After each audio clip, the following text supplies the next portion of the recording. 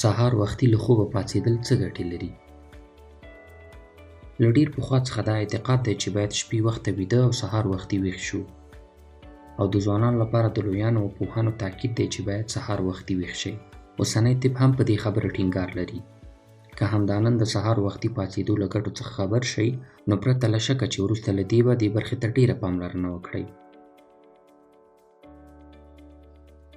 لومړی، منظمه کیږئ. سهار وختي له خوب څخه پاڅېدل غښتلی هوډ او اراده غواړي. سر له نن څخه هوډ وکړئ چې د شپې به وخته ویده کیږئ او سهار به وختي راپاڅېږئ. د دې کار په عملي کولو به مو منظم ژوند لا پسې منظم او په زړه پورې شي. تجربه یې کړئ. دویم، نوښت لرونکي کیږئ.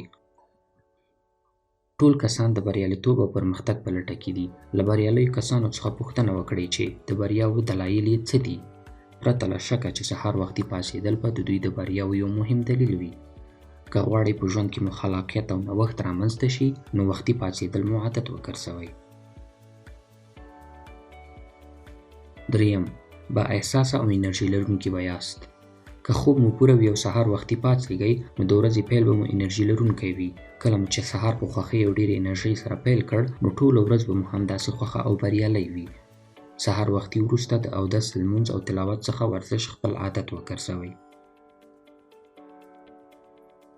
څلورم، د رضایت احساس به ولرئ. احساس وکړئ چې د سهار د چای وخت دی او تاسو ټول هغه کارونه ترسره کړي چې د سهار لخوا یې ترسره کول اړین او مهم دي. په رښتیا سره چې دا شیبه به تاسو لپاره څومره خوندوره وي. د سهار لخوا په کورني کارونو کې برخه اخیستل، ورزش کول، مطالعه کول، اوبه څښل او قدم وهل تاسو ته د رضایت احساس درکوي.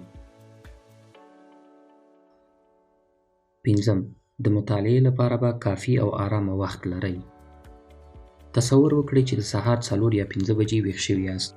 دا هغه وخت دی چې نړۍ د یوې نوې ورځ لپاره په چمتو کېدو وي او ډېری خلک ویده وي. په همدې اساس تاسو خپلو موخو ته د رسېدو لپاره آرامه او خلاصه فضا لرئ او د مزاحمت اټکل کم وي، شور ماشور کم وي او په اسانۍ سره کولی شئ چې خپله مطالعه وکړئ.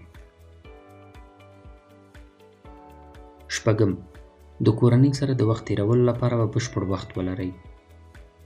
اوسنی ژوند ډېر بوخت او مصروف ژوند دی. د کورنۍ له مشرانو څخه نیولې د کورنۍ تر مشرانو پورې ټول د ورځې په جریان کې بوخت وي او معمولا د شپې لخوا هم ټول ستړي وي. که سهار وختي له خوبه پاڅېږئ، نو دا موقع به ولرئ چې د خپلې کورنۍ د غړو سره کښېنئ، خبرې اترې وکړئ او ټولو ته رسیدګي وکړئ. اووم، تاسو به له ټولو څخه مخکښ یاست. که سهار وختي له خوبه پاڅېږئ، د دې لپاره به کافي وخت ولرئ چې خپل ورځنی پلان چې د شپې لخوا مو ترتیب کړی دی بیا کتنه ورته وکړئ او ورځ د منظمې برنامې په لرلو سره پیل کړئ. که ژوند مو د برنامې په لرلو سره مخته ولاړ شي، نو پرته له شکه چې تاسو به له ټولو مخکښ یاست. اتم، ورځ به مو له لاسته راوړنو څخه ډکه وي. که سهارخیزه یاست، کولی شئ چې د ورځې په جریان کې د کیدونکو کارونو لیست برابر کړئ، سهارنۍ وخورئ او د کارونو لپاره چمتو شئ. کله چې کاري ځای ته په وخت ورسېدئ، نو هلته به خپل کارونه په آرامۍ او پرته له وارخطایۍ سره مخته یوسئ. دې ته وایي بریالۍ او د لاسته راوړنو څخه ډکه ورځ.